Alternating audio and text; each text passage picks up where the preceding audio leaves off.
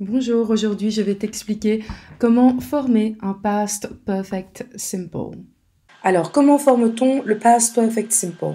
On prend en fait l'auxiliaire avoir que l'on met au passé et on ajoute le participe passé du verbe. Cela donne I had worked. Bien entendu, il existe une forme contractée, I'd worked, l'apostrophe D est la contraction de had. Pour former un temps à la forme négative, on a besoin d'un auxiliaire, mais si on en a déjà un à sa disposition, on n'en utilise pas un deuxième. Donc la négation va se mettre sur le had existant, c'est-à-dire sur l'auxiliaire. I had not worked. Ici également, il y a une forme contractée, I hadn't worked. Pour la forme interrogative, on a également besoin d'un auxiliaire. On va également utiliser celui qui existe déjà et cela va donner had I worked. Ici, je n'ai pris que des exemples avec le verbe work. Work est un verbe régulier. Donc, pour former le participe passé d'un verbe régulier, on ajoute ed. Mais bien entendu, pour former le participe passé des verbes irréguliers, eh bien, il faut connaître la liste. Comment utilise-t-on le past perfect simple? Le past perfect simple est l'équivalent du plus que parfait en français. Par exemple, he was very tired because he hadn't slept well.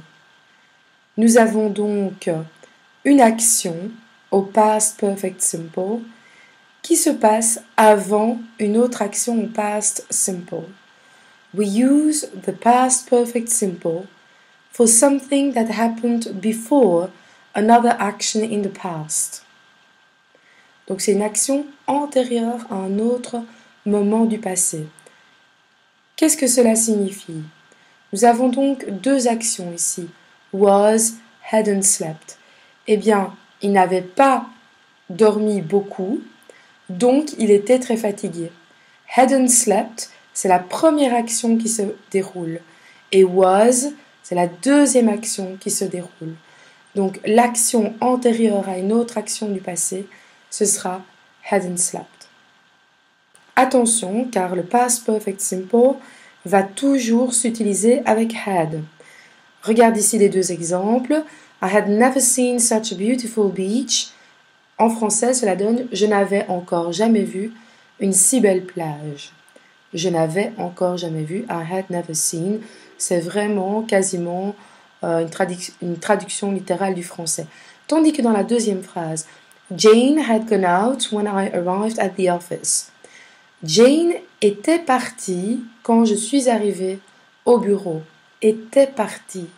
Mais donc attention, ce n'est pas parce qu'on entend était partie en français que du coup on doit commencer à mettre un auxiliaire être, non, le plus que parfait. Donc le past perfect simple en anglais ce sera toujours avec had plus participe passé. Voilà, pour la formation du past perfect simple, c'est terminé.